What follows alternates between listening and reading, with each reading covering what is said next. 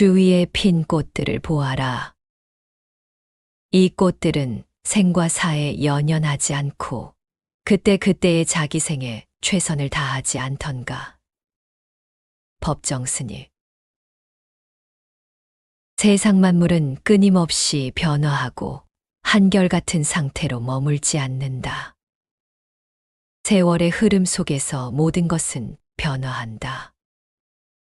이는 생성과 소멸, 집합과 분산의 끊임없는 순환을 의미한다. 이것이 바로 재행무상의 원리이다. 불교에서 중요한 개념 중 하나인 재행무상은 모든 것이 끊임없이 변하고 영원히 한 상태로 머물지 않는다는 의미를 담고 있다. 이는 세상에 존재하는 모든 것은 변하게 마련이라는 진리를 가르친다. 계절은 봄, 여름, 가을, 겨울이 순서대로 변하며 날씨도 오늘은 맑았다가 내일은 비가 오는 등 끊임없이 변화한다. 이러한 자연의 순환은 재행무상의 원리를 보여준다. 우리의 삶을 들여다보자. 사람은 태어나고 어린 시절을 보내고 청소년기를 거쳐 어른이 되고 결국 노인이 된다. 우리의 감정 역시 마찬가지다. 기분이 좋았다가 나빠지기도 하고 슬펐다가 기뻐지기도 하며 우리의 감정도 한결같지 않다. 그러나 우리는 삶이 변하지 않고 모든 것이 그대로 있기를 희망한다. 이러한 집착이 곧 우리를 불행하게 만든다. 이 세상에는 영원한 것이 없다. 밤하늘에 보이는 수많은 별들도 생성, 유지, 소멸의 과정을 거친다. 인간 역시 예외가 아니다. 모든 것은 변화하고 사라진다. 이 변화의 연속이 바로 우리의 삶이고 이로 인해 삶에는 즐거움과 행복도 있고 고뇌와 고통도 따른다. 우리의 지나온 삶은 우리가 예상치 못했던 결과들로 가득 차 있다. 지나온 과거뿐만이 아니라 앞으로의 미래도 그러할 것이다. 예측할 수 없다. 그것이 인생이다. 나이가 들수록 지혜로운 사람은 삶의 무상함을 이해하게 된다. 세상 만물이 모두 변화하고 움직이니 항상 언제나 그 모습, 그 상태인 것은 없다는 것이다. 세상 만사 변화 무쌍하니 무엇을 붙잡아 두려거나 너무 집착하거나 욕심 부리지 말라는 뜻이다. 욕심과 집착은 괴로움을 일으킨다. 재행무상의 뜻을 되새기면 영원한 즐거움도 영원한 고통도 없다는 것을 알게 될 것이다. 인생이라는 계절은 끊임없이 변화하며 흘러간다. 얼음장 같은 추위로 온 세상을 얼어붙게 하던 혹한의 겨울도 숨 막히는 열기로 모든 것을 녹여버릴 것 같던 폭염의 여름도 결국은 시간의 강을 따라 흘러가는 한때의 현상에 불과하다. 이러한 자연의 섭리를 관찰하면 우리가 인생의 고난을 견뎌낼 수 있는 지혜를 찾을 수 있게 된다. 시간이 약이라는 격언처럼 가슴을 찢는 듯한 칼날 같은 극심한 고통도 시간을 거치면 무뎌지고 약해진다. 따라서 순간의 감정이나 일시적 현상에 휘둘리지 말고 항상 안정된 마음가짐을 유지하는 것이 중요하다. 이러한 원리를 깊이 이해한다면 상실이나 고난에 직면해도 과도한 충격이나 낙담을 피할 수 있다. 삶의 중요한 부분이 무너지더라도 극도의 슬픔에 빠지거나 무력감에 사로잡히지 않을 수 있다. 모든 것이 변한다는 이 엄연한 사실은 영원한 안락과 불멸의 생명, 절대적인 평온과 같은 것들이 실상은 존재하지 않음을 의미한다. 그러나 역설적이게도 우리가 이 냉혹한 진리를 온전히 받아들일 때 비로소 우리는 인생의 위기를 슬기롭게 극복하고 가슴 아픈 상실을 이겨내며 혼돈의 소용돌이 속에서도 지혜의 등불을 밝힐 수 있게 된다. 이것이 바로 재행무상의 가르침이 우리에게 선사하는 깊고 오묘한 깨달음인 것이다. 결국 이 세상에 영원히 변치 않는 것은 없다. 그렇기에 우리는 지금 이 찰나의 순간, 우리 앞에 펼쳐진 시간과 인연이라는 선물을 더없이 소중히 여기고 깊은 감사의 마음으로 대해야 한다. 매 순간이 우리에게 주어진 유일무이한 기회임을 깨닫고 그 안에서 삶의 진정한 의미와 아름다움을 발견해 나가는 것. 그것이야말로 우리가 추구해야 할 진정한 삶의 자세일 것이다.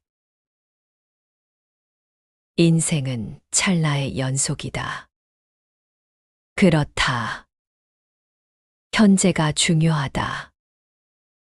불교 경전인 본생경에는 현재를 어떻게 살아야 하는지에 대한 가르침이 나온다. 지나간 일을 슬퍼하지 말고 미래에 대해 바라지 말라. 다만 현재에 충실해야 그 아름다운 빛이 난다. 미래의 일을 바라고 과거의 일을 슬퍼하기 때문에 저 어리석은 사랑 바싹 마른다. 마치 꺾인 푸른 갈대처럼. 틱나탄 스님은 행복은 지금이다라고 강조하셨고 다음과 같은 말씀을 남기셨다. 삶의 기적은 지금 여기에 있다. 우리는 삶의 기적을 우리 자신 안에서, 우리 주변 도처에서 느낀다. 우리의 눈은 기적이다. 우리의 마음은 기적이다. 우리의 뇌는 기적이다. 파란 하늘, 하얀 구름, 산, 강, 숲, 꽃, 우리가 사랑하는 사람. 이 모든 것은 삶의 진정한 기적이다. 그러나 우리가 과거 때문에 괴로워하고 미래를 두려워하며 걱정하고 있으면 지금 여기에서 세상의 모든 기적과 결코 만날 수 없을 것이다. 살다 보면 좋은 날도 있지만 때로는 내 마음이 지옥인 날도 있다. 마음 속에서 불안과 걱정, 욕심과 시기, 그리고 화가 커질 때 마치 지옥의 불길 속에 영원히 휘말릴 것 같은 기분이 든다. 모든 것이 나를 향해 공격해오는 듯하고 어디에도 피할 곳이 없는 절망감에 빠지곤 한다. 이런 순간 우리는 어떻게 해야 할까? 불교에서는 고통의 원인을 탐욕, 성냄, 어리석음으로 설명한다. 이는 삼독이라 불리며 우리를 괴롭히는 주된 이유로 지목된다. 이 삼독이 마음 속에서 강하게 작용할 때 우리는 지옥을 경험하게 된다. 탐욕은 더 많이 가지려는 욕망으로, 성냄은 통제할 수 없는 분노로, 어리석음은 현실을 제대로 보지 못하는 착각으로 나타난다. 이 모든 것이 합쳐져 우리 마음을 무겁고 어두운 상태로 만들어버린다. 내 마음이 지옥일 때 가장 먼저 해야 할 일은 그 상태를 인정하는 것이다. 내가 지금 고통스럽구나, 내 마음이 불안하고 괴롭구나라고 스스로에게 솔직해지는 순간 우리는 이미 첫걸음을 내디딘 것이다. 그 다음으로는 이 고통도 찰나이고 결국 이 또한 지나갈 것이다 라는 긍정적인 마음을 가지는 것이 중요하다. 또한 명상을 통해 마음을 가라앉히고 호흡에 집중해 본다. 명상은 우리의 몸과 마음의 긴장을 풀어주고 지혜를 키우는 좋은 방법이다. 그리고 주위를 둘러보자. 내가 도움을 줄 수 있는 사람은 누구일까? 작은 친절을 베풀고 다른 이들의 고통을 덜어주는 일은 내 마음의 지옥을 천국으로 바꾸는 강력한 방법이다. 타인의 아픔에 공감하고 연민의 마음을 갖자. 지혜를 통해 세상을 있는 그대로 바라보는 연습을 하자. 우리를 괴롭히는 많은 것들이 사실은 우리의 마음에서 비롯된 착각일 때가 많다. 상황을 객관적으로 보고 그 속에서 배울 수 있는 점을 찾아보자. 지혜는 우리를 어리석음에서 벗어나게 하고 더 나은 길을 제시한다. 삶은 때로 우리에게 가혹한 시험을 내리지만 우리는 그 속에서 성장할 수 있다. 내 마음이 지옥일 때 자비와 연민, 그리고 지혜를 통해 그 지옥을 벗어나 평화로운 마음의 상태로 돌아갈 수 있다. 법정 스님의 법문 중에 이런 말씀이 있다. 행복이 무엇인가? 원하는 것을 갖게 되면 행복을 이루게 된다고 생각하는 분들이 있지만 아니다. 아무리 소중하고 갖고 싶었던 것도 시간이 지나면 결국 희미해진다. 덧없는 것, 고정불변의 것이 아니기 때문이다. 행복은 요구하고 추구한다고 이룰 수 있는 것이 아니라 지금 이 순간 선물처럼 주어지는 것이다. 무엇에 쫓기듯 살아서는 안 된다. 안정되고 차분한 마음으로 사물의 아름다움을 음미해보라. 이토록 아름다운 봄날, 나무만 꽃을 피우는 것이 아니다. 여러분도 행복이라는 삶의 꽃을 활짝 피울 수 있다. 행복은 다가올 미래의 어느 순간, 어느 때에 예정된 것이 아니다. 바로 지금 현재, 이 순간 함께하는 것이다. 오늘 낭독할 책은 법정 스님의 말씀 모음집인 진짜 나를 찾아라이다. 지난 영상에 이어서 두 번째 낭독이다.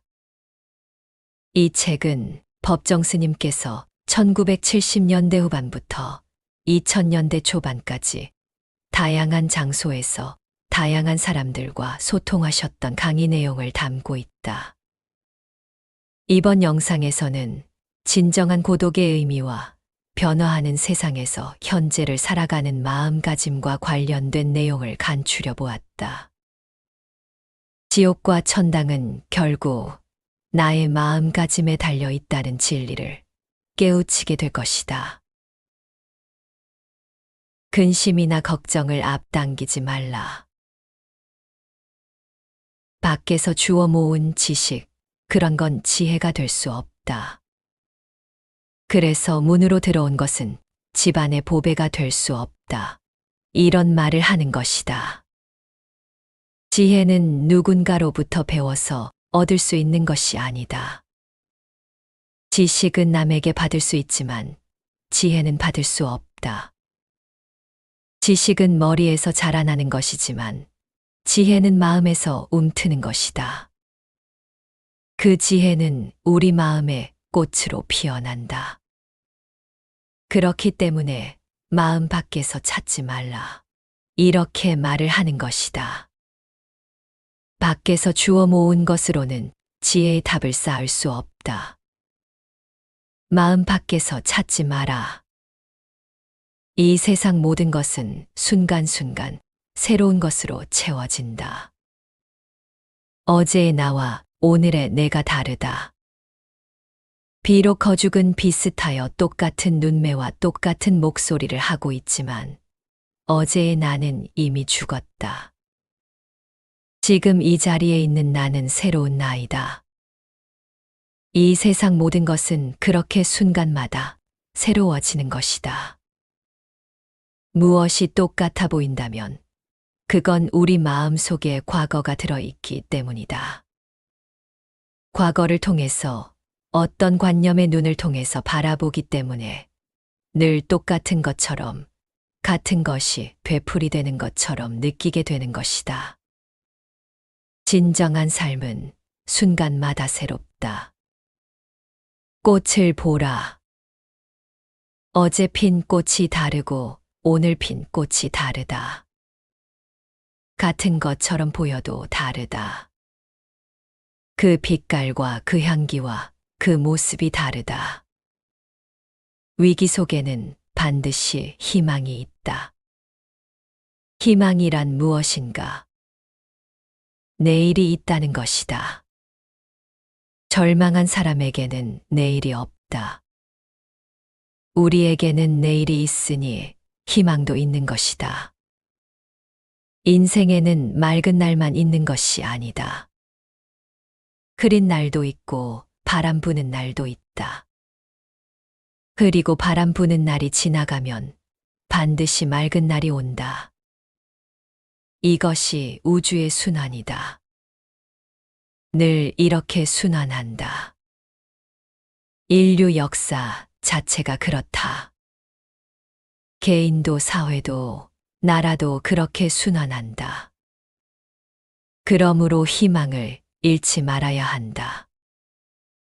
우리의 현재가 늪에 갇혀 있는 것이 아니다. 뭔가 새로운 흐름이 있다. 스콧니어링이라는 성실한 자연주의자가 있다. 100년이라는 시간을 살면서 깊고 심오한 관조의 세계를 펼친 사람이다. 또한 그 사람 책을 읽은 분들은 아시겠지만 조화로운 삶을 살다가 간 사람이다. 그가 남긴 말을 음미해 본다. 어떤 일이 일어나도 당신이 할 수 있는 한 최선을 다하라. 결코 마음의 평정을 잃지 말라. 당신이 좋아하는 일을 찾으라. 집, 식사, 옷차림을 검소하게 하고 번잡스러움을 피하라. 날마다 자연과 만나고 발밑의 땅을 느껴라. 근심 걱정을 떨쳐버리고 그날그날을 살라. 다른 사람과 나누라. 인생과 세계에 대해서 생각해 보는 시간을 가져라. 생활 속에서 웃음을 찾으라. 이 세상 모든 것에 애정을 가져라. 모든 것 속에 들어있는 하나의 생명을 안으로 살펴보라. 어떤 어려운 상황일지라도 좌절하지 말고, 낙담하지 말고, 주저앉지 말고 최선을 다하라고 한다. 평정을 잃지 말라는 것을 불교식으로 말하면 마음의 중심을 잃지 말라는 것이다. 번잡스러움을 피하라는 것은 욕심을 부리지 말라는 의미이다. 그리고 자연 속에 살라고 충언한다. 그렇다고 나는 이 말을 단지 자연을 즐기라는 뜻으로 생각하지 않는다. 일을 하면서 몸을 움직여라. 땀을 흘리면서 살아라. 이렇게 말하는 것이라고 생각한다. 그날을 충실히 살라는 것은 근심이나 걱정을 앞당기지 말라는 것이다. 근심과 걱정을 떨쳐버리고 하루하루를 최선을 다해서 살라는 것이다. 그리고 어떤 식으로든 다른 사람과 나누라고 한다. 내 이웃을 보살피라는 뜻이다. 또한 인생의 근원적인 비밀은 무엇인지, 이 세계의 본질은 무엇인지 생각해 보라고도 한다. 또 소문만복내라고 하지 않는가? 웃음은 단지 즐겁고 기쁜 것을 표현하는 것이 아니다. 복을 표현하는 말이다. 인간이 추구하는 본질 중 하나는 복이다. 행운이나 재물 같은 것을 의미하는 것이 아니다. 말 그대로 복이다. 복은 상서로운 것이며 나누는 것이다. 나를 이루는 근원이면서 남을 이롭게 하는 수단이다. 웃으면 복이 온다. 얼굴 찌푸리지 마라. 복이 누군가 집에 찾아갔다가도 주인이 찌푸리는 걸 보고 어이쿠, 다른 곳에 가야겠네. 돌아 나왔다는 이야기가 있다. 들어오는 복을 자기 스스로 내치지 마라. 이 복으로 나와 이웃을 이롭게 할 수 있다. 그것도 너무 간단하다. 웃으면 된다. 이 단순한 가치가 가장 위대한 가치가 된다는 것을 깨닫는 것만으로도 우리는 더 아름다운 인생을, 더 행복한 인생을 살 수 있다.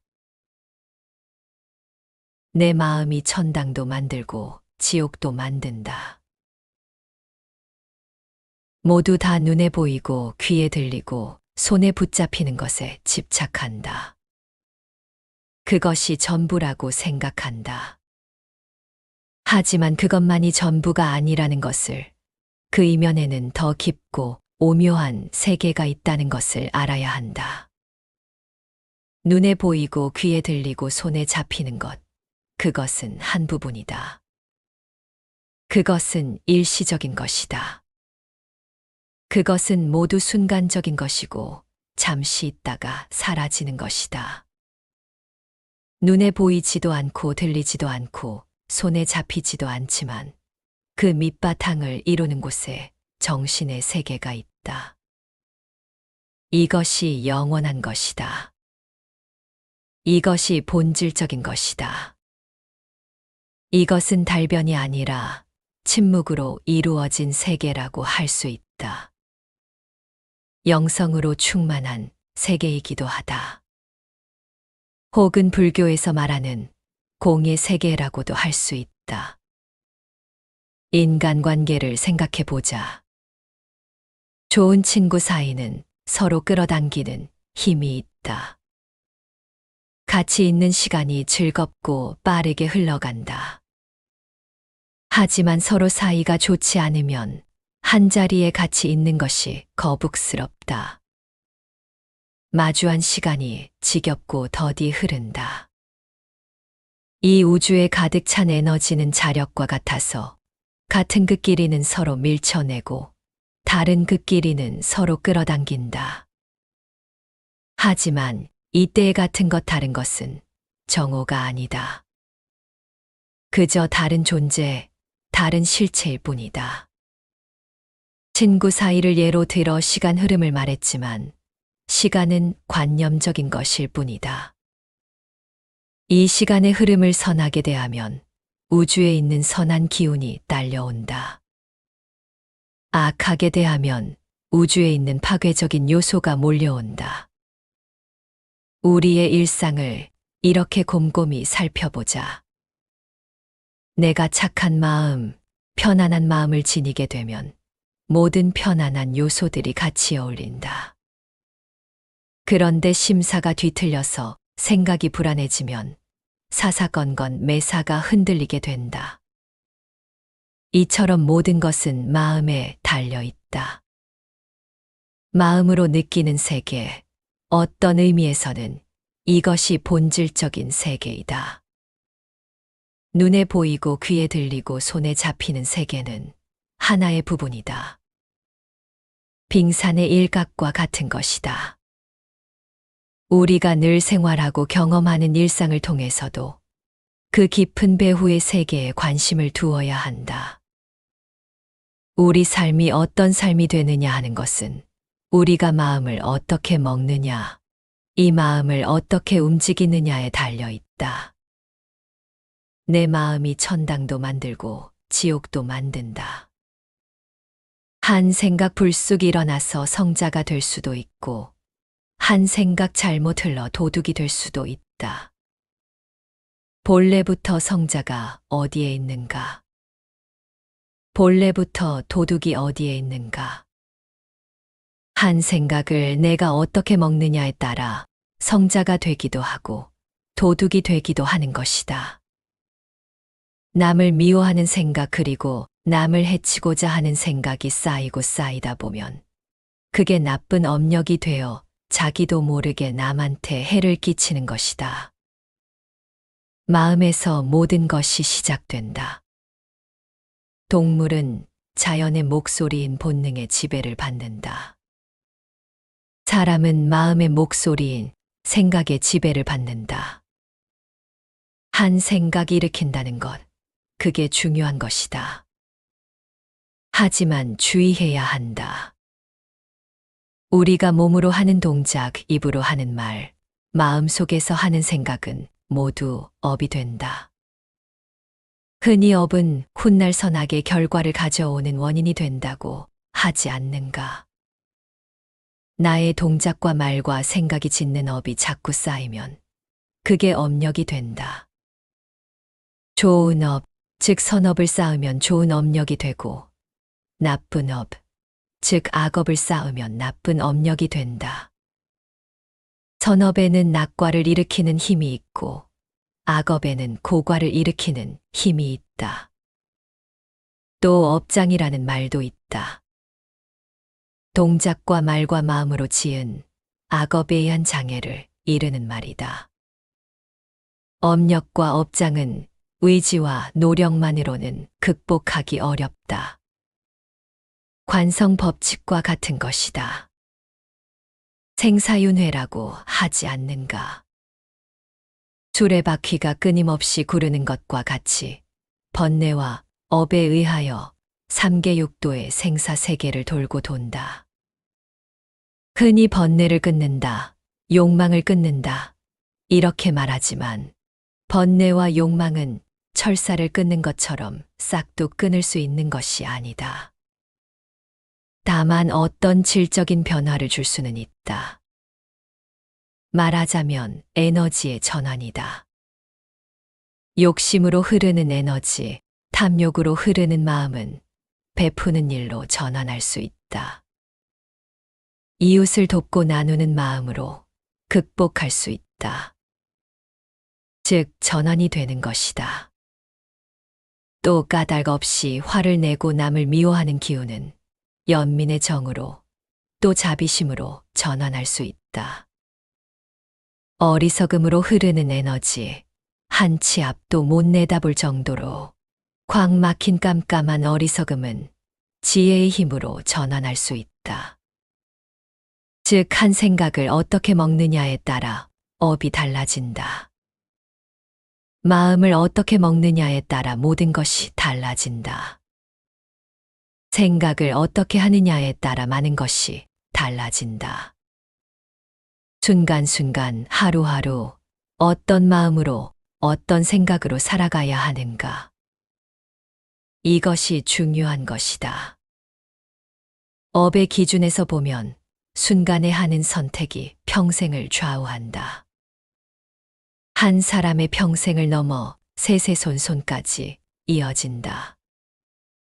내가 한 행위가, 내가 한 말이, 내가 먹은 마음이 나에게 돌아온다. 남의 것 훔치면 내 것이 되는가? 안 된다. 업 때문에 그렇다. 도둑은 도둑의 업을 면하지 못한다. 비록 얼굴은 사람의 탈을 쓰고 있지만 속은 야만의 그것이다. 그건 자기가 만든 것이다. 순간순간 마음먹은 것이 그렇게 쌓이고 쌓여서 돌이킬 수 없는 지경에 이르는 것이다. 자기가 그렇게 자기를 만들어가는 것이다.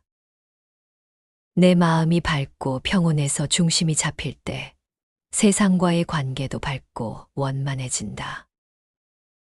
내 마음이 평온해서 어떤 갈등도 없이 중심이 잡힐 때 진짜 맑고 향기로워진다. 그런데 마음이 뒤틀리게 되면 그 뒤틀림이 세상을 어지럽힌다. 피해를 입힌다. 이게 마음의 흐름이고 마음의 메아리이다.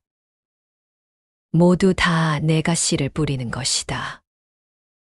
좋은 일을 하면 선한 열매를 거둘 것이고 나쁜 일을 하면 악한 열매를 거둘 것이다.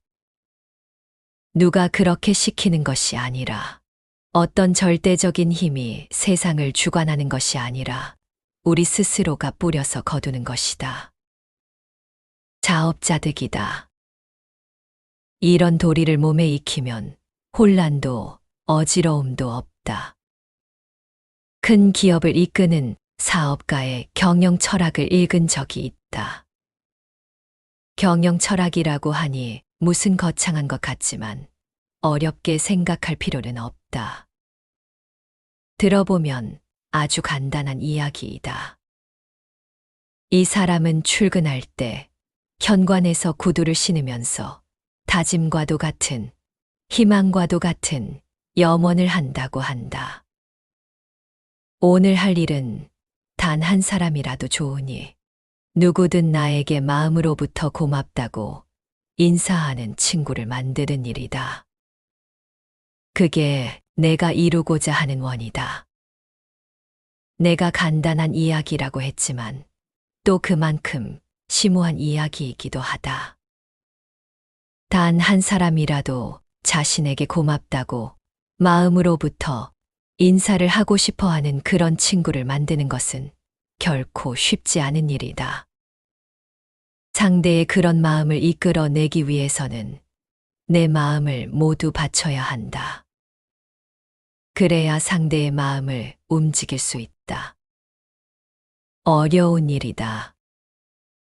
어려운 일이지만 마음만 먹으면 또 얼마든지 할 수 있는 일이기도 하다. 어렵다고 생각하면 끝이 없다. 내가 그런 원을 세워서 하루 일을 시작하면 내 행동 양식이 달라진다. 생각이 달라지고 말이 달라진다. 사업에만 경영 철학이 있는 것이 아니다. 인생에도 경영 철학이 있다. 거창한 것이 아니라 아주 사소한 인간관계에서 시작이 된다. 이 세상을 이루고 있는 것은 결국 관계와 관계의 결합이다.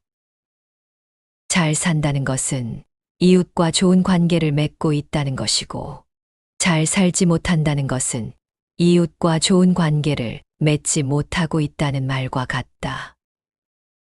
어려울 게 없다.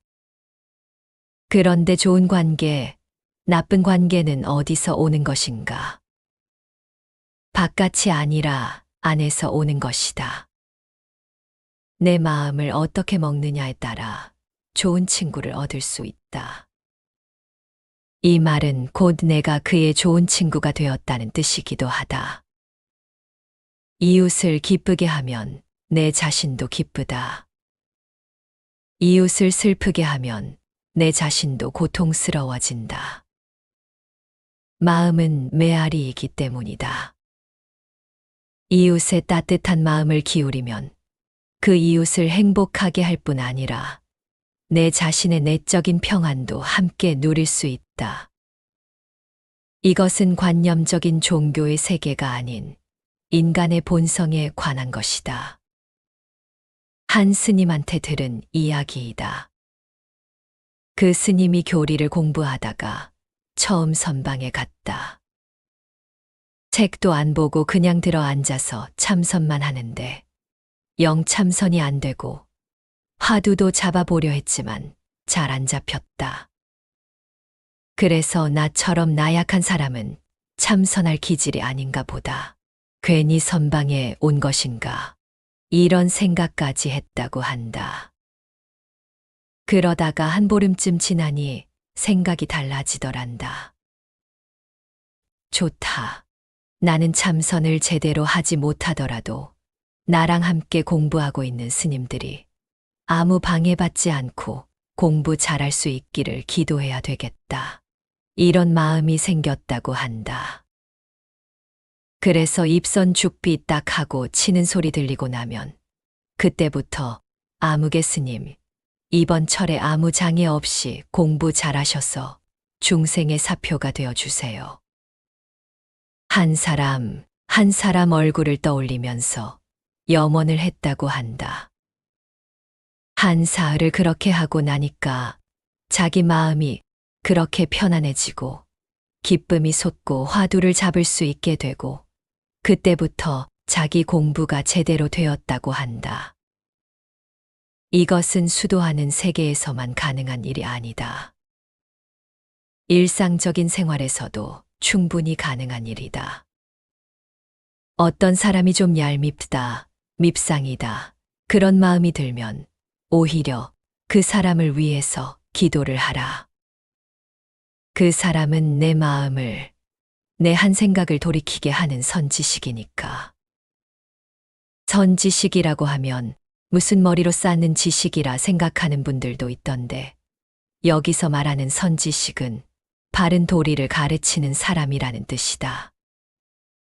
즉, 스승이다. 선지식이라는 존재가 무슨 야단스러운 것이 아니다. 나에게 깨우침을 주면 그가 바로 선지식이다. 내 남편이, 내 아내가, 내 자식이 나에게 선지식이 될 수 있다. 어떤 사람은 어린 딸하고 그렇게 싸웠단다. 학교에 가면서 인사도 안 하고 무슨 말을 걸면 퉁명스럽게 말대꾸나 하고, 그래서 잔소리를 하게 되고, 그러면 또 아이는 반항하고 싸움이 되고, 잘 지내려고 할수록 오히려 자꾸 어긋나더란다. 그러다 어느 날 문득 깨달았다고 한다. 아, 이 아이가 나의 스승이구나. 내 수양이 모자라 이렇듯 다툼에 빠지는 것을 알게 해주는 선지식이구나. 선지식이 멀리 있는 것이 아니다. 따로 있는 것도 아니다. 이 자리에 모인 여러분이 선지식이다. 서로가 서로에게 선지식인 것이다. 그런데 엉뚱한 곳에서 선지식을 찾으려고 애쓴다. 절이나 교회 같은 종교시설에서, 또는 옛 이야기 속 성인들 중에서 찾으려고 한다. 아니다. 선지식은 여러분 곁에 있다. 내 가족이, 내 이웃이 부처가 될 수도 있고, 하나님이 될 수도 있고, 성인이 될 수도 있는 것이다. 내 마음이 상대를 어떻게 받아들이느냐에 따라 달라지는 것이다. 그러자면 마음을 써야 한다. 우리가 살아가는데 가장 마음을 써야 할 일은 내가 만난 사람에게 친절을 베푸는 것이다. 친절은 인간의 아주 고귀한 덕이기 때문이다. 우리가 주변 사람들에게 보다 큰 친절을 베푼다면 우주가 그만큼 선한 기운으로 확장된다. 좋은 기운으로 충만하게 된다. 우주라고 해서 관념적으로 생각하지 마라. 로켓을 타야만 갈 수 있는 저기 먼 세계가 아니다. 우리가 몸담고 있는 이 환경이 바로 우주이다. 바깥에서 찾지 마라. 진리는 바로 내 안에, 내 곁에 있다. 이 세상에는 불행한 사람들이 많다. 그것은 물질적인 가난 때문이라든가 신체적인 장애 때문이 아니다. 마음에 따뜻한 사랑이 없기 때문에 불행한 사람들이 많다. 마음에 따뜻한 사랑이 있으면 어떤 역경 속에도 결코 불행해지지 않는다. 하지만 아무리 좋은 환경에서 산다 하더라도 마음에 따뜻한 사랑이 없으면 불행해진다. 이웃을 따뜻하게 대하는 그런 사랑 없이는 그 어떤 위대한 일도 이 지구에서 일어나지 않는다. 인간답게 살다가 간 사람들, 현재 또 그렇게 살고 있는 사람들, 그들 마음에는 다 그런 따뜻한 사랑이 있다. 또 따뜻한 친절이 있다. 그렇다고 특정한 사람에게만 해당하는 이야기가 아니다. 마음 없는 사람이 어디에 있는가? 본래부터 우리는 다 갖추고 있다. 단지 그 마음이 열려 있지 않을 뿐이다. 그 마음이 겹겹으로 닫혀 있을 뿐이다. 그 마음에는 본래부터 따뜻한 사랑이 가득 고여 있다는 것을 알아야 한다. 그런데 한 생각 뒤틀려서 엉뚱한데 정신을 파느라, 딴데 신경을 쓰느라 자기 마음을 그렇게 열지 못하고 있는 것뿐이다.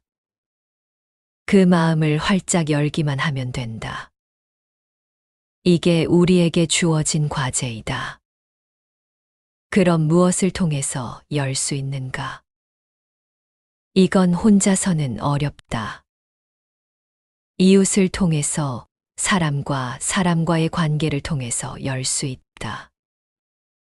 내 가족을, 내 이웃을 선지식으로 대하라.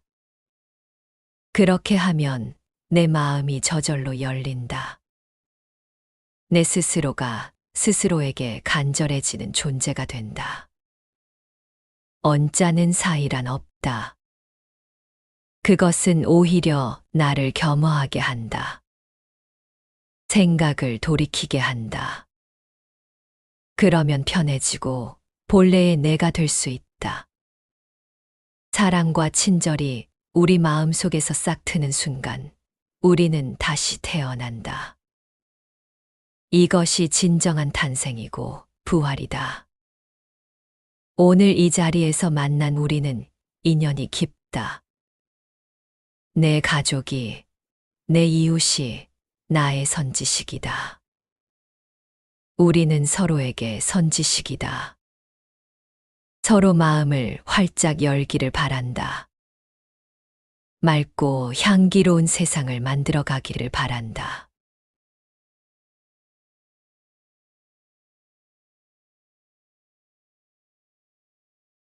주위에 핀 꽃들을 보아라.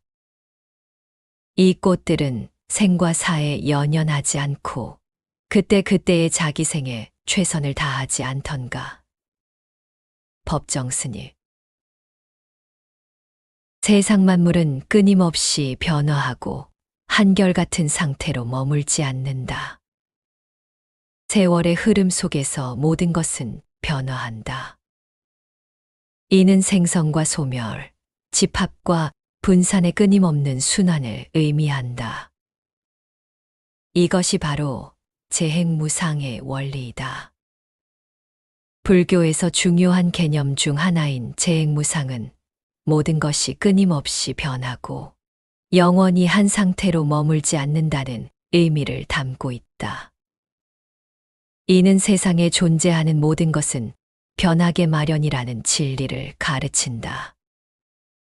계절은 봄, 여름, 가을, 겨울이 순서대로 변하며 날씨도 오늘은 맑았다가 내일은 비가 오는 등 끊임없이 변화한다. 이러한 자연의 순환은 재행무상의 원리를 보여준다. 우리의 삶을 들여다보자. 사람은 태어나고 어린 시절을 보내고 청소년기를 거쳐 어른이 되고 결국 노인이 된다. 우리의 감정 역시 마찬가지다. 기분이 좋았다가 나빠지기도 하고 슬펐다가 기뻐지기도 하며 우리의 감정도 한결같지 않다. 그러나 우리는 삶이 변하지 않고 모든 것이 그대로 있기를 희망한다. 이러한 집착이 곧 우리를 불행하게 만든다. 이 세상에는 영원한 것이 없다. 밤하늘에 보이는 수많은 별들도 생성, 유지, 소멸의 과정을 거친다. 인간 역시 예외가 아니다. 모든 것은 변화하고 사라진다. 이 변화의 연속이 바로 우리의 삶이고, 이로 인해 삶에는 즐거움과 행복도 있고, 고뇌와 고통도 따른다. 우리의 지나온 삶은 우리가 예상치 못했던 결과들로 가득 차 있다. 지나온 과거뿐만이 아니라 앞으로의 미래도 그러할 것이다. 예측할 수 없다. 그것이 인생이다. 나이가 들수록 지혜로운 사람은 삶의 무상함을 이해하게 된다. 세상 만물이 모두 변화하고 움직이니 항상 언제나 그 모습, 그 상태인 것은 없다는 것이다. 세상 만사 변화무쌍하니 무엇을 붙잡아 두려거나 너무 집착하거나 욕심 부리지 말라는 뜻이다. 욕심과 집착은 괴로움을 일으킨다. 재행무상의 뜻을 되새기면 영원한 즐거움도 영원한 고통도 없다는 것을 알게 될 것이다. 인생이라는 계절은 끊임없이 변화하며 흘러간다. 얼음장 같은 추위로 온 세상을 얼어붙게 하던 혹한의 겨울도 숨 막히는 열기로 모든 것을 녹여버릴 것 같던 폭염의 여름도 결국은 시간의 강을 따라 흘러가는 한때의 현상에 불과하다. 이러한 자연의 섭리를 관찰하면 우리가 인생의 고난을 견뎌낼 수 있는 지혜를 찾을 수 있게 된다.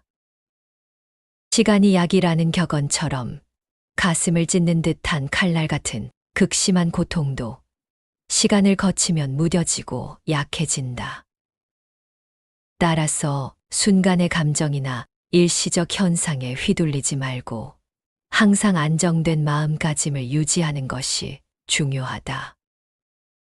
이러한 원리를 깊이 이해한다면 상실이나 고난에 직면해도 과도한 충격이나 낙담을 피할 수 있다. 삶의 중요한 부분이 무너지더라도 극도의 슬픔에 빠지거나 무력감에 사로잡히지 않을 수 있다. 모든 것이 변한다는 이 엄연한 사실은 영원한 안락과 불멸의 생명, 절대적인 평온과 같은 것들이 실상은 존재하지 않음을 의미한다. 그러나 역설적이게도 우리가 이 냉혹한 진리를 온전히 받아들일 때 비로소 우리는 인생의 위기를 슬기롭게 극복하고 가슴 아픈 상실을 이겨내며 혼돈의 소용돌이 속에서도 지혜의 등불을 밝힐 수 있게 된다. 이것이 바로 재행무상의 가르침이 우리에게 선사하는 깊고 오묘한 깨달음인 것이다. 결국 이 세상에 영원히 변치 않는 것은 없다. 그렇기에 우리는 지금 이 찰나의 순간, 우리 앞에 펼쳐진 시간과 인연이라는 선물을 더없이 소중히 여기고 깊은 감사의 마음으로 대해야 한다. 매 순간이 우리에게 주어진 유일무이한 기회임을 깨닫고 그 안에서 삶의 진정한 의미와 아름다움을 발견해 나가는 것. 그것이야말로 우리가 추구해야 할 진정한 삶의 자세일 것이다. 인생은 찰나의 연속이다. 그렇다. 현재가 중요하다. 불교 경전인 본생경에는 현재를 어떻게 살아야 하는지에 대한 가르침이 나온다. 지나간 일을 슬퍼하지 말고 미래에 대해 바라지 말라. 다만 현재에 충실해야 그 아름다운 빛이 난다. 미래의 일을 바라고 과거의 일을 슬퍼하기 때문에 저 어리석은 사랑 바싹 마른다. 마치 꺾인 푸른 갈대처럼. 틱나탄 스님은 행복은 지금이다라고 강조하셨고 다음과 같은 말씀을 남기셨다. 삶의 기적은 지금 여기에 있다. 우리는 삶의 기적을 우리 자신 안에서, 우리 주변 도처에서 느낀다. 우리의 눈은 기적이다. 우리의 마음은 기적이다. 우리의 뇌는 기적이다.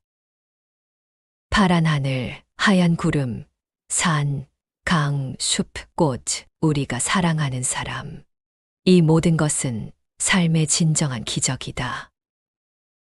그러나 우리가 과거 때문에 괴로워하고 미래를 두려워하며 걱정하고 있으면 지금 여기에서 세상의 모든 기적과 결코 만날 수 없을 것이다. 살다 보면 좋은 날도 있지만 때로는 내 마음이 지옥인 날도 있다. 마음 속에서 불안과 걱정, 욕심과 시기, 그리고 화가 커질 때 마치 지옥의 불길 속에 영원히 휘말릴 것 같은 기분이 든다. 모든 것이 나를 향해 공격해오는 듯하고 어디에도 피할 곳이 없는 절망감에 빠지곤 한다. 이런 순간 우리는 어떻게 해야 할까? 불교에서는 고통의 원인을 탐욕, 성냄, 어리석음으로 설명한다. 이는 삼독이라 불리며 우리를 괴롭히는 주된 이유로 지목된다. 이 삼독이 마음 속에서 강하게 작용할 때 우리는 지옥을 경험하게 된다. 탐욕은 더 많이 가지려는 욕망으로, 성냄은 통제할 수 없는 분노로, 어리석음은 현실을 제대로 보지 못하는 착각으로 나타난다. 이 모든 것이 합쳐져 우리 마음을 무겁고 어두운 상태로 만들어버린다. 내 마음이 지옥일 때 가장 먼저 해야 할 일은 그 상태를 인정하는 것이다. 내가 지금 고통스럽구나. 내 마음이 불안하고 괴롭구나라고 스스로에게 솔직해지는 순간 우리는 이미 첫걸음을 내디딘 것이다.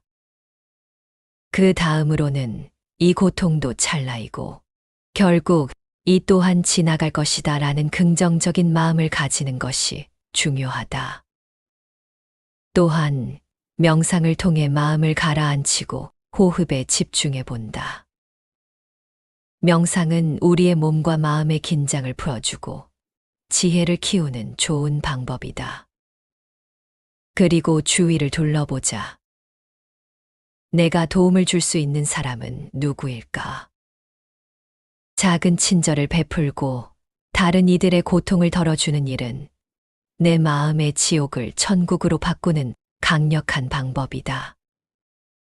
타인의 아픔에 공감하고 연민의 마음을 갖자. 지혜를 통해 세상을 있는 그대로 바라보는 연습을 하자.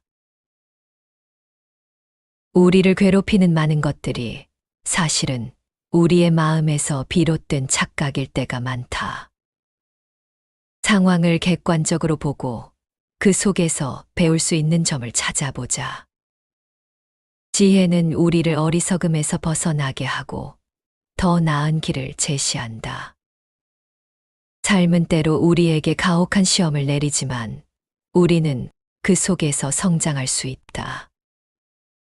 내 마음이 지옥일 때 자비와 연민, 그리고 지혜를 통해 그 지옥을 벗어나 평화로운 마음의 상태로 돌아갈 수 있다. 법정 스님의 법문 중에 이런 말씀이 있다. 행복이 무엇인가? 원하는 것을 갖게 되면 행복을 이루게 된다고 생각하는 분들이 있지만 아니다. 아무리 소중하고 갖고 싶었던 것도 시간이 지나면 결국 희미해진다. 덧없는 것, 고정불변의 것이 아니기 때문이다. 행복은 요구하고 추구한다고 이룰 수 있는 것이 아니라 지금 이 순간 선물처럼 주어지는 것이다. 무엇에 쫓기듯 살아서는 안 된다. 안정되고 차분한 마음으로 사물의 아름다움을 음미해보라. 이토록 아름다운 봄날 나무만 꽃을 피우는 것이 아니다. 여러분도 행복이라는 삶의 꽃을 활짝 피울 수 있다. 행복은 다가올 미래의 어느 순간, 어느 때에 예정된 것이 아니다. 바로 지금 현재, 이 순간 함께하는 것이다. 오늘 낭독할 책은 법정 스님의 말씀 모음집인 진짜 나를 찾아라이다. 지난 영상에 이어서 두 번째 낭독이다. 이 책은 법정 스님께서 1970년대 후반부터 2000년대 초반까지 다양한 장소에서 다양한 사람들과 소통하셨던 강의 내용을 담고 있다. 이번 영상에서는 진정한 고독의 의미와 변화하는 세상에서 현재를 살아가는 마음가짐과 관련된 내용을 간추려 보았다.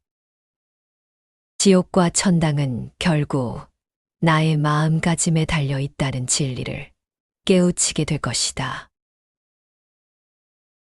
근심이나 걱정을 앞당기지 말라. 밖에서 주워 모은 지식, 그런 건 지혜가 될 수 없다. 그래서 문으로 들어온 것은 집안의 보배가 될 수 없다. 이런 말을 하는 것이다. 지혜는 누군가로부터 배워서 얻을 수 있는 것이 아니다. 지식은 남에게 받을 수 있지만 지혜는 받을 수 없다. 지식은 머리에서 자라나는 것이지만 지혜는 마음에서 움트는 것이다. 그 지혜는 우리 마음의 꽃으로 피어난다. 그렇기 때문에 마음 밖에서 찾지 말라. 이렇게 말을 하는 것이다. 밖에서 주워 모은 것으로는 지혜의 답을 쌓을 수 없다. 마음 밖에서 찾지 마라. 이 세상 모든 것은 순간순간 새로운 것으로 채워진다. 어제의 나와 오늘의 내가 다르다. 비록 거죽은 비슷하여 똑같은 눈매와 똑같은 목소리를 하고 있지만 어제의 나는 이미 죽었다. 지금 이 자리에 있는 나는 새로운 나이다. 이 세상 모든 것은 그렇게 순간마다 새로워지는 것이다. 무엇이 똑같아 보인다면 그건 우리 마음 속에 과거가 들어있기 때문이다. 과거를 통해서 어떤 관념의 눈을 통해서 바라보기 때문에 늘 똑같은 것처럼 같은 것이 되풀이되는 것처럼 느끼게 되는 것이다. 진정한 삶은 순간마다 새롭다. 꽃을 보라. 어제 핀 꽃이 다르고 오늘 핀 꽃이 다르다. 같은 것처럼 보여도 다르다. 그 빛깔과 그 향기와 그 모습이 다르다. 위기 속에는 반드시 희망이 있다.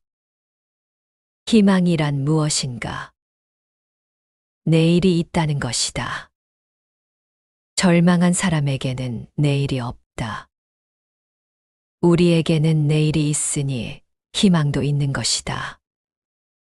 인생에는 맑은 날만 있는 것이 아니다. 흐린 날도 있고 바람 부는 날도 있다. 그리고 바람 부는 날이 지나가면 반드시 맑은 날이 온다. 이것이 우주의 순환이다. 늘 이렇게 순환한다. 인류 역사 자체가 그렇다.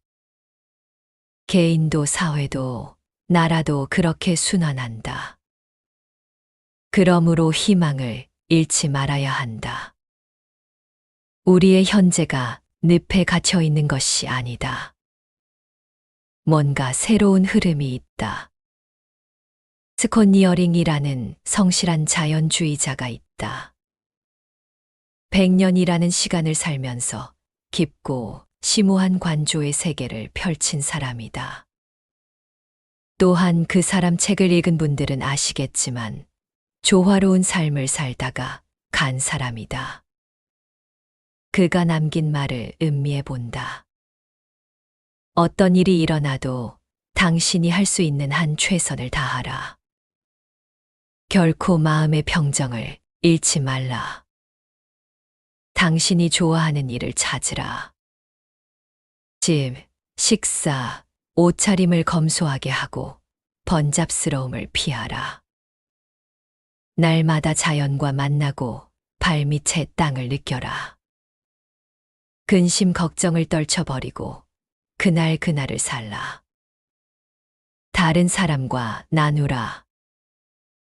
인생과 세계에 대해서 생각해 보는 시간을 가져라. 생활 속에서 웃음을 찾으라. 이 세상 모든 것에 애정을 가져라. 모든 것 속에 들어있는 하나의 생명을 안으로 살펴보라.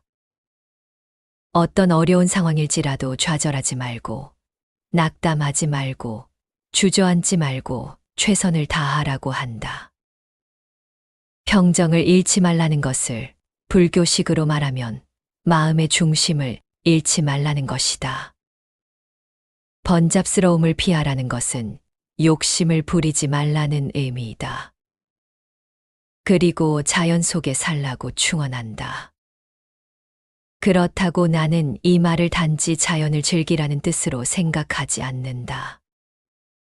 일을 하면서 몸을 움직여라. 땀을 흘리면서 살아라. 이렇게 말하는 것이라고 생각한다.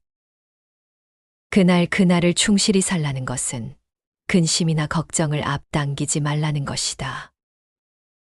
근심과 걱정을 떨쳐버리고 하루하루를 최선을 다해서 살라는 것이다. 그리고 어떤 식으로든 다른 사람과 나누라고 한다. 내 이웃을 보살피라는 뜻이다. 또한 인생의 근원적인 비밀은 무엇인지, 이 세계의 본질은 무엇인지 생각해 보라고도 한다. 또 소문만복내라고 하지 않는가. 웃음은 단지 즐겁고 기쁜 것을 표현하는 것이 아니다. 복을 표현하는 말이다. 인간이 추구하는 본질 중 하나는 복이다. 행운이나 재물 같은 것을 의미하는 것이 아니다. 말 그대로 복이다. 복은 상서로운 것이며 나누는 것이다. 나를 이루는 근원이면서 남을 이롭게 하는 수단이다. 웃으면 복이 온다. 얼굴 찌푸리지 마라. 복이 누군가 집에 찾아갔다가도 주인이 찌푸리는 걸 보고 어이쿠, 다른 곳에 가야겠네. 돌아 나왔다는 이야기가 있다. 들어오는 복을 자기 스스로 내치지 마라. 이 복으로 나와 이웃을 이롭게 할 수 있다. 그것도 너무 간단하다. 웃으면 된다. 이 단순한 가치가 가장 위대한 가치가 된다는 것을 깨닫는 것만으로도 우리는 더 아름다운 인생을, 더 행복한 인생을 살 수 있다. 내 마음이 천당도 만들고 지옥도 만든다. 모두 다 눈에 보이고 귀에 들리고 손에 붙잡히는 것에 집착한다. 그것이 전부라고 생각한다. 하지만 그것만이 전부가 아니라는 것을, 그 이면에는 더 깊고 오묘한 세계가 있다는 것을 알아야 한다. 눈에 보이고 귀에 들리고 손에 잡히는 것, 그것은 한 부분이다. 그것은 일시적인 것이다. 그것은 모두 순간적인 것이고 잠시 있다가 사라지는 것이다. 눈에 보이지도 않고 들리지도 않고 손에 잡히지도 않지만 그 밑바탕을 이루는 곳에 정신의 세계가 있다. 이것이 영원한 것이다. 이것이 본질적인 것이다. 이것은 달변이 아니라 침묵으로 이루어진 세계라고 할 수 있다. 영성으로 충만한 세계이기도 하다. 혹은 불교에서 말하는 공의 세계라고도 할 수 있다. 인간관계를 생각해 보자. 좋은 친구 사이는 서로 끌어당기는 힘이 있다. 같이 있는 시간이 즐겁고 빠르게 흘러간다. 하지만 서로 사이가 좋지 않으면 한자리에 같이 있는 것이 거북스럽다. 마주한 시간이 지겹고 더디 흐른다. 이 우주에 가득 찬 에너지는 자력과 같아서 같은 극끼리는 서로 밀쳐내고 다른 극끼리는 서로 끌어당긴다. 하지만 이때의 같은 것 다른 것은 정오가 아니다. 그저 다른 존재, 다른 실체일 뿐이다. 친구 사이를 예로 들어 시간 흐름을 말했지만 시간은 관념적인 것일 뿐이다. 이 시간의 흐름을 선하게 대하면 우주에 있는 선한 기운이 딸려온다. 악하게 대하면 우주에 있는 파괴적인 요소가 몰려온다. 우리의 일상을 이렇게 곰곰이 살펴보자. 내가 착한 마음, 편안한 마음을 지니게 되면 모든 편안한 요소들이 같이 어울린다. 그런데 심사가 뒤틀려서 생각이 불안해지면 사사건건 매사가 흔들리게 된다. 이처럼 모든 것은 마음에 달려 있다. 마음으로 느끼는 세계, 어떤 의미에서는 이것이 본질적인 세계이다. 눈에 보이고 귀에 들리고 손에 잡히는 세계는 하나의 부분이다. 빙산의 일각과 같은 것이다. 우리가 늘 생활하고 경험하는 일상을 통해서도 그 깊은 배후의 세계에 관심을 두어야 한다. 우리 삶이 어떤 삶이 되느냐 하는 것은 우리가 마음을 어떻게 먹느냐, 이 마음을 어떻게 움직이느냐에 달려 있다. 내 마음이 천당도 만들고 지옥도 만든다. 한 생각 불쑥 일어나서 성자가 될 수도 있고, 한 생각 잘못 흘러 도둑이 될 수도 있다. 본래부터 성자가 어디에 있는가? 본래부터 도둑이 어디에 있는가? 한 생각을 내가 어떻게 먹느냐에 따라 성자가 되기도 하고 도둑이 되기도 하는 것이다. 남을 미워하는 생각 그리고 남을 해치고자 하는 생각이 쌓이고 쌓이다 보면 그게 나쁜 업력이 되어 자기도 모르게 남한테 해를 끼치는 것이다. 마음에서 모든 것이 시작된다. 동물은 자연의 목소리인 본능의 지배를 받는다. 사람은 마음의 목소리인 생각의 지배를 받는다. 한 생각 일으킨다는 것, 그게 중요한 것이다. 하지만 주의해야 한다. 우리가 몸으로 하는 동작, 입으로 하는 말, 마음속에서 하는 생각은 모두 업이 된다. 흔히 업은 훗날 선악의 결과를 가져오는 원인이 된다고 하지 않는가? 나의 동작과 말과 생각이 짓는 업이 자꾸 쌓이면 그게 업력이 된다. 좋은 업, 즉 선업을 쌓으면 좋은 업력이 되고 나쁜 업, 즉 악업을 쌓으면 나쁜 업력이 된다. 선업에는 낙과를 일으키는 힘이 있고 악업에는 고과를 일으키는 힘이 있다. 또 업장이라는 말도 있다. 동작과 말과 마음으로 지은 악업에 의한 장애를 이르는 말이다. 업력과 업장은 의지와 노력만으로는 극복하기 어렵다. 관성 법칙과 같은 것이다. 생사윤회라고 하지 않는가? 수레바퀴가 끊임없이 구르는 것과 같이 번뇌와 업에 의하여 삼계육도의 생사세계를 돌고 돈다.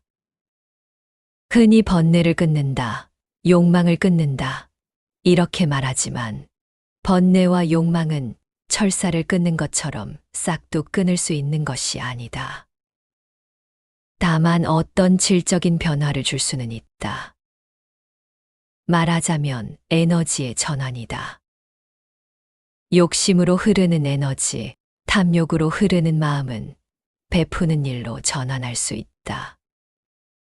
이웃을 돕고 나누는 마음으로 극복할 수 있다. 즉 전환이 되는 것이다. 또 까닭 없이 화를 내고 남을 미워하는 기운은 연민의 정으로 또 자비심으로 전환할 수 있다. 어리석음으로 흐르는 에너지, 한 치 앞도 못 내다볼 정도로 꽉 막힌 깜깜한 어리석음은 지혜의 힘으로 전환할 수 있다. 즉, 한 생각을 어떻게 먹느냐에 따라 업이 달라진다. 마음을 어떻게 먹느냐에 따라 모든 것이 달라진다. 생각을 어떻게 하느냐에 따라 많은 것이 달라진다. 순간순간 하루하루 어떤 마음으로 어떤 생각으로 살아가야 하는가. 이것이 중요한 것이다. 업의 기준에서 보면 순간에 하는 선택이 평생을 좌우한다. 한 사람의 평생을 넘어 세세손손까지 이어진다. 내가 한 행위가, 내가 한 말이, 내가 먹은 마음이 나에게 돌아온다. 남의 것 훔치면 내 것이 되는가? 안 된다. 업 때문에 그렇다. 도둑은 도둑의 업을 면하지 못한다. 비록 얼굴은 사람의 탈을 쓰고 있지만 속은 야만의 그것이다. 그건 자기가 만든 것이다. 순간순간 마음먹은 것이 그렇게 쌓이고 쌓여서 돌이킬 수 없는 지경에 이르는 것이다. 자기가 그렇게 자기를 만들어 가는 것이다. 내 마음이 밝고 평온해서 중심이 잡힐 때 세상과의 관계도 밝고 원만해진다. 내 마음이 평온해서 어떤 갈등도 없이 중심이 잡힐 때 진짜 맑고 향기로워진다. 그런데 마음이 뒤틀리게 되면 그 뒤틀림이 세상을 어지럽힌다. 피해를 입힌다. 이게 마음의 흐름이고 마음의 메아리이다. 모두 다 내가 씨를 뿌리는 것이다. 좋은 일을 하면 선한 열매를 거둘 것이고 나쁜 일을 하면 악한 열매를 거둘 것이다. 누가 그렇게 시키는 것이 아니라 어떤 절대적인 힘이 세상을 주관하는 것이 아니라 우리 스스로가 뿌려서 거두는 것이다. 자업자득이다. 이런 도리를 몸에 익히면 혼란도 어지러움도 없다. 큰 기업을 이끄는 사업가의 경영 철학을 읽은 적이 있다. 경영 철학이라고 하니 무슨 거창한 것 같지만 어렵게 생각할 필요는 없다. 들어보면 아주 간단한 이야기이다. 이 사람은 출근할 때 현관에서 구두를 신으면서 다짐과도 같은, 희망과도 같은 염원을 한다고 한다. 오늘 할 일은 단 한 사람이라도 좋으니 누구든 나에게 마음으로부터 고맙다고 인사하는 친구를 만드는 일이다. 그게 내가 이루고자 하는 원이다. 내가 간단한 이야기라고 했지만 또 그만큼 심오한 이야기이기도 하다. 단 한 사람이라도 자신에게 고맙다고 마음으로부터 인사를 하고 싶어 하는 그런 친구를 만드는 것은 결코 쉽지 않은 일이다. 상대의 그런 마음을 이끌어내기 위해서는 내 마음을 모두 바쳐야 한다. 그래야 상대의 마음을 움직일 수 있다. 어려운 일이다. 어려운 일이지만 마음만 먹으면 또 얼마든지 할 수 있는 일이기도 하다. 어렵다고 생각하면 끝이 없다. 내가 그런 원을 세워서 하루 일을 시작하면 내 행동 양식이 달라진다. 생각이 달라지고 말이 달라진다. 사업에만 경영 철학이 있는 것이 아니다. 인생에도 경영 철학이 있다. 거창한 것이 아니라 아주 사소한 인간관계에서 시작이 된다. 이 세상을 이루고 있는 것은 결국 관계와 관계의 결합이다. 잘 산다는 것은 이웃과 좋은 관계를 맺고 있다는 것이고, 잘 살지 못한다는 것은 이웃과 좋은 관계를 맺지 못하고 있다는 말과 같다. 어려울 게 없다. 그런데 좋은 관계, 나쁜 관계는 어디서 오는 것인가? 바깥이 아니라 안에서 오는 것이다. 내 마음을 어떻게 먹느냐에 따라 좋은 친구를 얻을 수 있다. 이 말은 곧 내가 그의 좋은 친구가 되었다는 뜻이기도 하다. 이웃을 기쁘게 하면 내 자신도 기쁘다. 이웃을 슬프게 하면 내 자신도 고통스러워진다. 마음은 메아리이기 때문이다. 이웃의 따뜻한 마음을 기울이면 그 이웃을 행복하게 할 뿐 아니라 내 자신의 내적인 평안도 함께 누릴 수 있다. 이것은 관념적인 종교의 세계가 아닌 인간의 본성에 관한 것이다. 한 스님한테 들은 이야기이다. 그 스님이 교리를 공부하다가 처음 선방에 갔다. 책도 안 보고 그냥 들어 앉아서 참선만 하는데 영 참선이 안 되고 화두도 잡아보려 했지만 잘 안 잡혔다. 그래서 나처럼 나약한 사람은 참선할 기질이 아닌가 보다.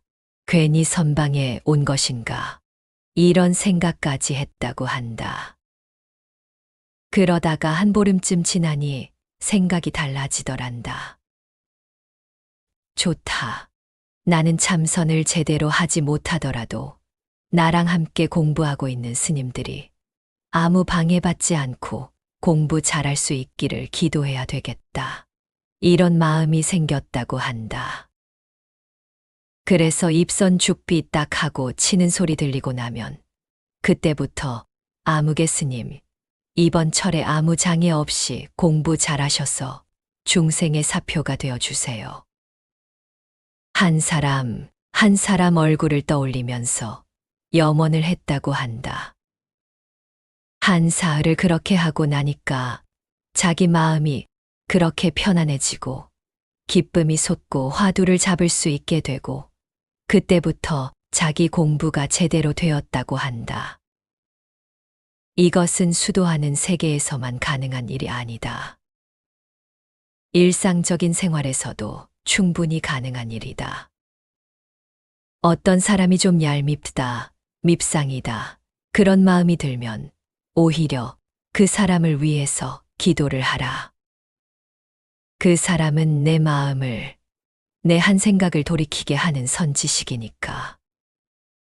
선지식이라고 하면 무슨 머리로 쌓는 지식이라 생각하는 분들도 있던데 여기서 말하는 선지식은 바른 도리를 가르치는 사람이라는 뜻이다. 즉, 스승이다. 선지식이라는 존재가 무슨 야단스러운 것이 아니다. 나에게 깨우침을 주면 그가 바로 선지식이다. 내 남편이, 내 아내가, 내 자식이 나에게 선지식이 될 수 있다. 어떤 사람은 어린 딸하고 그렇게 싸웠단다. 학교에 가면서 인사도 안 하고 무슨 말을 걸면 퉁명스럽게 말대꾸나 하고 그래서 잔소리를 하게 되고 그러면 또 아이는 반항하고 싸움이 되고 잘 지내려고 할수록 오히려 자꾸 어긋나더란다. 그러다 어느 날 문득 깨달았다고 한다. 아, 이 아이가 나의 스승이구나. 내 수양이 모자라 이렇듯 다툼에 빠지는 것을 알게 해주는 선지식이구나. 선지식이 멀리 있는 것이 아니다. 따로 있는 것도 아니다. 이 자리에 모인 여러분이 선지식이다. 서로가 서로에게 선지식인 것이다. 그런데 엉뚱한 곳에서 선지식을 찾으려고 애쓴다. 절이나 교회 같은 종교시설에서 또는 옛 이야기 속 성인들 중에서 찾으려고 한다. 아니다. 선지식은 여러분 곁에 있다. 내 가족이, 내 이웃이 부처가 될 수도 있고, 하나님이 될 수도 있고, 성인이 될 수도 있는 것이다. 내 마음이 상대를 어떻게 받아들이느냐에 따라 달라지는 것이다. 그러자면 마음을 써야 한다. 우리가 살아가는데 가장 마음을 써야 할 일은 내가 만난 사람에게 친절을 베푸는 것이다. 친절은 인간의 아주 고귀한 덕이기 때문이다. 우리가 주변 사람들에게 보다 큰 친절을 베푼다면 우주가 그만큼 선한 기운으로 확장된다. 좋은 기운으로 충만하게 된다. 우주라고 해서 관념적으로 생각하지 마라. 로켓을 타야만 갈 수 있는 저기 먼 세계가 아니다. 우리가 몸담고 있는 이 환경이 바로 우주이다. 바깥에서 찾지 마라. 진리는 바로 내 안에, 내 곁에 있다. 이 세상에는 불행한 사람들이 많다. 그것은 물질적인 가난 때문이라든가 신체적인 장애 때문이 아니다. 마음에 따뜻한 사랑이 없기 때문에 불행한 사람들이 많다. 마음에 따뜻한 사랑이 있으면 어떤 역경 속에도 결코 불행해지지 않는다. 하지만 아무리 좋은 환경에서 산다 하더라도 마음에 따뜻한 사랑이 없으면 불행해진다. 이웃을 따뜻하게 대하는 그런 사랑 없이는 그 어떤 위대한 일도 이 지구에서 일어나지 않는다. 인간답게 살다가 간 사람들, 현재 또 그렇게 살고 있는 사람들, 그들 마음에는 다 그런 따뜻한 사랑이 있다. 또 따뜻한 친절이 있다. 그렇다고 특정한 사람에게만 해당하는 이야기가 아니다. 마음 없는 사람이 어디에 있는가? 본래부터 우리는 다 갖추고 있다. 단지 그 마음이 열려 있지 않을 뿐이다. 그 마음이 겹겹으로 닫혀 있을 뿐이다. 그 마음에는 본래부터 따뜻한 사랑이 가득 고여 있다는 것을 알아야 한다. 그런데 한 생각 뒤틀려서 엉뚱한데 정신을 파느라, 딴데 신경을 쓰느라 자기 마음을 그렇게 열지 못하고 있는 것뿐이다. 그 마음을 활짝 열기만 하면 된다. 이게 우리에게 주어진 과제이다. 그럼 무엇을 통해서 열 수 있는가? 이건 혼자서는 어렵다. 이웃을 통해서, 사람과 사람과의 관계를 통해서 열 수 있다. 내 가족을, 내 이웃을 선지식으로 대하라. 그렇게 하면 내 마음이 저절로 열린다. 내 스스로가 스스로에게 간절해지는 존재가 된다. 언짢은 사이란 없다. 그것은 오히려 나를 겸허하게 한다. 생각을 돌이키게 한다. 그러면 편해지고 본래의 내가 될 수 있다. 사랑과 친절이 우리 마음 속에서 싹 트는 순간 우리는 다시 태어난다. 이것이 진정한 탄생이고 부활이다. 오늘 이 자리에서 만난 우리는 인연이 깊다. 내 가족이, 내 이웃이 나의 선지식이다. 우리는 서로에게 선지식이다. 서로 마음을 활짝 열기를 바란다. 맑고 향기로운 세상을 만들어 가기를 바란다.